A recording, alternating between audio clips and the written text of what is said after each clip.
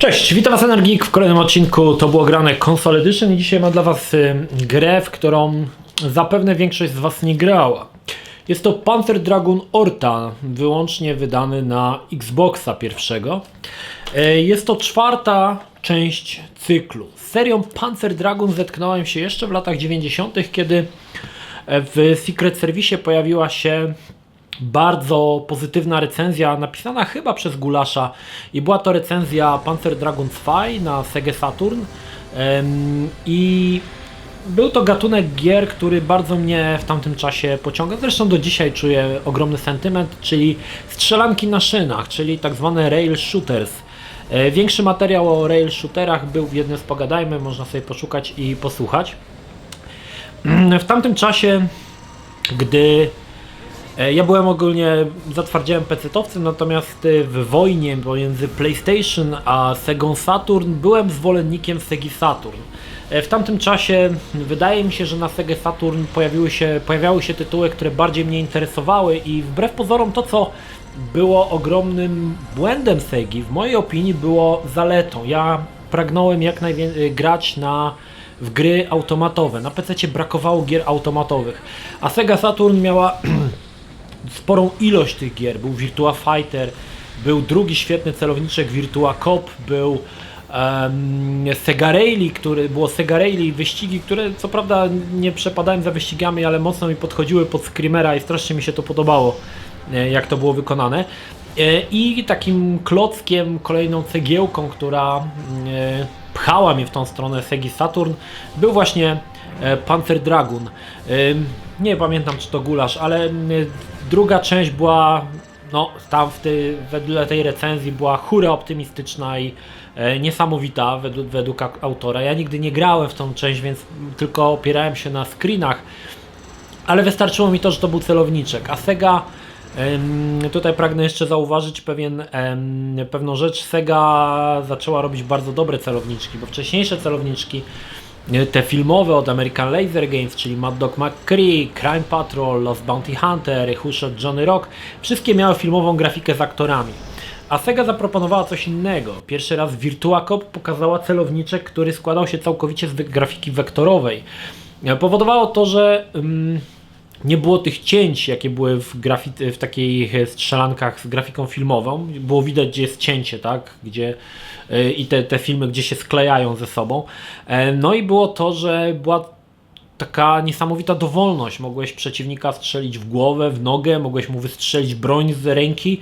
Natomiast w tych filmowych przeciwnik zawsze upadał tak samo, więc ta wyższość tych celowniczków z grafiką trójwymiarową była niepodważalna i jedną właśnie z tych gier był właśnie Panzer Dragoon 2. Ja przez długi czas myślałem, że to jest taki typowy celowniczek, tylko że w odróżnieniu od innych tego typu gier, tutaj lecimy na tym smoku, strzelamy, ale wraz z Panzer Dragoon Orta, który też się spodziewałem, że będzie typowym celowniczkiem, niestety nie jest to prawda. Nazwałbym tą grę celowniczek 2.0, zaraz w sumie do tego sobie dojdziemy, ponieważ zmiany, jakie są względem tradycyjnego pojmowania rail shooterów, są dosyć spore i choć nadal jest to strzelanka na szynach, także ten Panzer Dragoon okazało się, że nie był to takim typowym celowniczkiem, aczkolwiek nie wiem jak było z 2, bo nie grałem, ale sprawdzałem pierwszą część na Sega Saturn i podejrzewam, że to działa na podobnej zasadzie. Warto wspomnieć, że pierwsze 3 części Panzer Dragoona pojawiły się na Sega Saturn. Tam w międzyczasie były jeszcze jakieś minigierki, chyba na Sega Game Gear, ale one nie były warte wspomnienia. Jeszcze tutaj dodatkową ciekawostką, Panzer Dragoon Saga na Sega Saturn jest jedną z najdroższych gier na Sega Saturn. Jeżeli chcecie sobie kupić Panzer Dragoon Saga, no to koszty są około $1500. Prawdopodobnie dlatego, że ta gra jest niesamowicie rzadka, bo wyszła już pod koniec życia konsoli, także niewiele osób już ją kupiło, ale na eBayu niestety za taką cenę chodzą. Jak ktoś ma $1500 na zbyciu, może sobie kupić. Sam bym sobie kupił, ale nie mam niestety $1500. I gdy Sega już dogorywała, znaczy upadła też już Sega Dreamcast, Microsoft wziął pod swoje skrzydła tych ludzi, którzy tworzyli Panzer Draguna, no i pozwolił im stworzyć na konsolę Xbox Panzer Dragoon Orta. Co ciekawe, jest to gra ekskluzywna tylko i wyłącznie na tą konsolę, nie pojawiła się na żadnej innej konsoli. Sama fabuła, niestety tutaj będę musiał się posiłkować Wikipedią, ponieważ nie grałem we wcześniejsze wersje, a to jest część 4. Nie wiem, czy one są ze sobą powiązane, ciężko mi powiedzieć. Niemniej jednak w grze wcielamy się w tytułową Ortę, dziewczynę, która zostaje uwolniona z zamku przez takiego smoka i od teraz zaczyna walczyć z Imperium, jak i z takim, one się nazywają drony, z taką postacią, powiedzmy, no takim złym bossem. Nie jest taka skomplikowana historia, no w strzelankach na szynach raczej tutaj nie chodzi o fabułę, tylko o strzelanie. Natomiast początkowo, gdy zacząłem grać, miałem mieszane uczucia. Bardzo mieszane uczucia, ale to wynikało z tego powodu, że nie wiedziałem za bardzo, jak w to grać, bo to nie jest taki typowy celowniczek, jaki na przykład, nie wiem, Umbrella Chronicles czy Darkside Chronicles Resident Evil. To jest zupełnie inna mechanika, choć nadal jest to tradycyjny, może nie tradycyjny, nadal jest mechanika shootera, ale jest ona o wiele bardziej wzbogacona w stosunku do pozostałych gier. Przede wszystkim to, co jest nowe, to to, że możemy obracać się o 360 stopni wokół własnej osi. W każdej chwili nasz wróg może nas zaatakować z tyłu, z boku. Musimy cały czas się obracać i szukać, gdzie atakuje nas przeciwnik. Do tego mamy taki specjalny radar, który pomaga nam określić, z której strony padają strzały bądź nadciąga przeciwnik. To jest jedna z nowości. Drugą z nowości, która jest całkiem niezła, jest to, że smok może transformować się w 3 różne tryby. Taki standardowy, czyli że może strzelać, ale i w miarę tak rozsądnie latać. Następnie mamy tryb glide, gdzie strzały zadają najmniej obrażeń, ale można strzelać nimi ciągle, a smok też najlepiej lata, łatwiej się omija przeszkody. I tryb heavy, gdzie mamy bardzo mocne rakiety, ale smok lata ociężale i ciężko pomiędzy tymi kulami, przeciwnikami manewrować. Trzeba cały czas w czasie rzeczywistym morfować się na odpowiedniego smoka, żeby unikać przeciwników i dostosowywać się do aktualnej sytuacji, co jest też, wydaje mi się, nowością, aczkolwiek te mechaniki przypominało mi trochę Ikarugę na Dreamcasta, chociaż tam było to troszkę inaczej, ale też cały czas musieliśmy się morfować, czarny, biały statek. Tutaj mamy te 3 tryby i to też jest, wydaje mi się, nowością w tego typu shooterach. To, co mi się zdecydowanie podobało w Panzer Dragoon, to taki artyzm tej gry. Klimat podchodził mi zupełnie odnośnie tytułów zupełnie niezwiązanych ani z Panzer Dragoon, ani z rail shooterami, bo troszkę w tym było jakieś takiego ICO, trochę Shadow of the Colossus, a po części trochę też tam odnajdywałem Ashura Wrath. Także bardzo taka artystyczna mi się wydaje gra, bo świetna muzyka, która komponuje się z tym wszystkim. Gra jest oczywiście cała po japońsku, także postacie mówią po japońsku, to też jeszcze dodaje dodatkowego takiego klimatu i wydaje mi się, że jest to jedna z takich gier, gdzie naprawdę starano się nie tylko zaskoczyć gracza wizualiami, ale też jakiś tak go troszkę odchamić tą całą tą otoczką i to się zdecydowanie udało, bo faktycznie grając w grę niektóre z teł zapierają dech w piersiach. Oczywiście dzisiaj może już nie zapierają, ale no kiedyś myślę, że zapierały. Wyglądają fantastycznie i dynamizm tego, kiedy to jest kolejna rzecz, która się różni od innych rail shooterów, to dynamizm pojedynków. Oczywiście latając smokiem lata się szybciej, więcej rzeczy się dzieje na ekranie niż w takich na przykład tradycyjnych rail shooterach. I to też jest jedna z tych rzeczy, która bardzo mi przypadła do gustu. Gra jest na pewno trudna, nawet na najniższym poziomie trudności stanowi wyzwanie. Nie jest to może duże wyzwanie, ale stanowi wyzwanie. Dziwne jest też sterowanie, do którego nie za bardzo można się przyzwyczaić, ponieważ przytrzymując przycisk strzału oznaczamy cele, do których zaraz wypuścimy rakiety po puszczeniu przycisku. Natomiast naciskając przycisk strzału raz, tak pulsacyjnie, zaczynamy strzelać z pistoletu. Jest to dosyć dziwne, bo ciężko się przyzwyczaić, tak? Bo w jednym trybie, na przykład trzymając przycisk strzału, w tym najlżejszym, postać po prostu cały czas wypluwa z siebie całe chmary pocisków, natomiast w tych dwóch pozostałych trybach, przytrzymując klawisz, nie strzela, tylko oznacza cele. Także cały czas wymaga to pewnej takiej koncentracji i ogarnięcia całej tej mechaniki, jak to zostało pomyślane. Dodatkowo autorzy dodali jeszcze dwie możliwości, czyli przyspieszenia smoka i zwolnienia, co przydaje się oczywiście w walkach z bossami, gdzie na przykład boss chce nas łapą trzepnąć, więc musimy albo się przed niego wysunąć, albo się za niego schować. Także też to jest nowością, jeżeli chodzi o gatunek rail shooterów.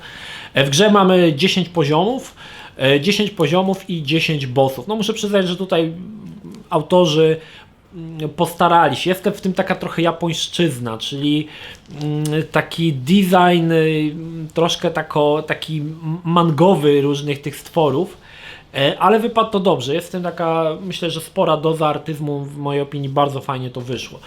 Z racji tego, że gry z gatunku rail shooter są dosyć krótkie, autorzy zamieścili tutaj całą masę dodatków, jak i całkiem fajne pomysły, bo aby odblokować poszczególne dodatki, no to trzeba tam skończyć na jakąś dobrą ocenę i tak dalej, ale jeżeli chcesz odblokować wszystko momentalnie, wystarczy, że spędzisz z grą 20 godzin i wtedy wszystkie elementy, wszystkie dodatki automatycznie Ci się odblokowują, co jest dosyć fajnym i miłym pomysłem. Wracając do tych dodatków, ponieważ tak jak powiedziałem, 10 epizodów pęka bardzo szybko, grę można skończyć w jakieś 3-4 godzinki i to jest jedna z bolączek strzelanek na szynach, że te gry są niestety bardzo krótkie, dlatego twórcy zamieścili tutaj dodatkowe epizody, dodatkowe minigry, całą encyklopedię. Mało tego, na płycie również jest pełna wersja pierwszej części Panzer Dragoon z Segi Saturn, którą można odblokować spędzając grą chyba 5 godzin i wtedy ta gra się odblokowuje i można sobie całą pierwszą część Panzer Dragoona zagrać na Xboxie. Także jest to miłym dodatkiem, wydaje mi się, i też fajnym pomysłem. Ja muszę przyznać, że grało mi się w to naprawdę bardzo fajnie. Kurczę, powiem Wam szczerze, że na początku bardzo ciężko się przyzwyczaić do sterowania i ja przez pierwsze 5-6 etapów w ogóle tak trochę grałem tak chaotycznie. I dopiero pod koniec zrozumiałem, o co chodzi z tym morfowaniem i tak dalej. I jakoś ta gra nabrała ogromnych rumieńców wtedy i wtedy, gdy zaczynasz rozumieć tą mechanikę, gdy zaczynasz operować tymi przyciskami, morfowaniem, strzelaniem, nagle ta gra faktycznie na easy jest easy. Bo na początku to na easy to tak jakbyś grał po prostu w coś mega trudnego przez ten nieogar z tymi wszystkimi elementami, ale potem bardzo szybko staje się faktycznie easy, łatwo się ogarnia, łatwo nawet bossów można bez żadnego właściwie pokonać, bez żadnego trafienia. Także to już jest coś. Ja muszę przyznać, że bardzo fajnie mi się grało. Jest to jeden z tych tytułów ekskluzywnych, o których nie miałem zielonego pojęcia. Znaczy znałem Panzer Dragoon Spy, nie wiedziałem, że jeszcze jakiś Panzer Dragoon wyszedł na Xboxa. Dopiero gdy kupiłem swojego Xboxa i zacząłem tak przeglądać te gry pod kątem tego, co wypadałoby mieć, żeby zrobić o tym materiał, właśnie natknąłem się na Panzer Dragoon Orte. No i muszę przyznać, że w ogóle się nie zawiodłem. Jest to naprawdę bardzo fajna, bardzo porządna i solidna gra. Chociaż jest to rail shooter z takimi elementami, powiedzmy, nowatorskimi, nie każdy tego typu gry lubi, tak? To jest jednak, no to pomimo wszystko tych wszystkich elementów, które są nowe, to nadal jest to korytarzowa strzelaninka, gdzie mamy znikomy wpływ na to, jak nasz smok leci. On leci po wytoczonej ścieżce, my możemy jedynie strzelać, także nie każdemu się to spodoba. Ja jako zadeklarowany fan rail shooterów muszę przyznać, że Pod koniec byłem zachwycony i myślę, że spokojnie jeszcze do Panzer Dragoon Orty wrócę, chociażby po to, żeby odblokować te wszystkie dodatki, bo są one naprawdę fajne i dają dodatkowy gameplay, tak? Także nawet pomimo, że grę można skończyć w parę godzin, no jeszcze te dodatki zostały dorzucone po to, żeby właśnie jeszcze z graczami, jeszcze graczom dać więcej całego tego mięsa. Gra jest jedną z też rzadziej spotykanych na Xboxa, przez co jest ona dosyć droga. Tutaj jest ciekawostka, bo zauważyłem, że gry na Xboxa są o wiele tańsze niż gry na przykład na PlayStation 2. A różnica jest taka, że gry na Xboxa wyglądają lepiej, o wiele lepiej, bo są wyższej rozdzielczości, bo działają płynniej. No i właśnie jedna z takich droższych gier na Xboxa to jest właśnie Panzer Dragoon Orta. Jeżeli macie możliwość zagrania, jedyną możliwością zagrania jest tak naprawdę posiadanie Xboxa klasycznego. Podobno działa też na Xbox 360 w tym trybie emulacji, ale tutaj muszę przyznać, że przeglądałem całą tą listę tych emulowanych tytułów, no i niestety większość tych gier działa, ale zawsze są jakieś glitche, błędy, coś tam. Orta się chyba wiesza na 3. poziomie, więc jeżeli macie oryginalnego Xboxa, zachęcam do sięgnięcia po Panzer Dragoon Ortę. Jeżeli nie odrzucają was rail shootery, bo są osoby, które po prostu nienawidzą tego typu gier i że są bardzo takie schematyczne, odtwórcze i tak dalej, także no jeżeli tak uważacie, to na pewno Panzer Dragoon wam się nie spodoba. Natomiast mnie zdecydowanie ujął ta mechanika, która wprowadza coś nowego do rail shooterów, no i fajna, artystyczna, tak ujmę to, artystyczna wizja świata Panzer Dragoona też wypadła fajnie, w połączeniu z fenomenalną muzyką daje naprawdę całkiem niezły efekt. Także Panzer Dragoon Orta, jeżeli macie Xboxa, w mojej opinii absolutny must have, żeby sobie oczywiście tą grę sprawdzić. To tyle. Pozdrawiam Was, Energik, trzymajcie się, do następnego. Cześć.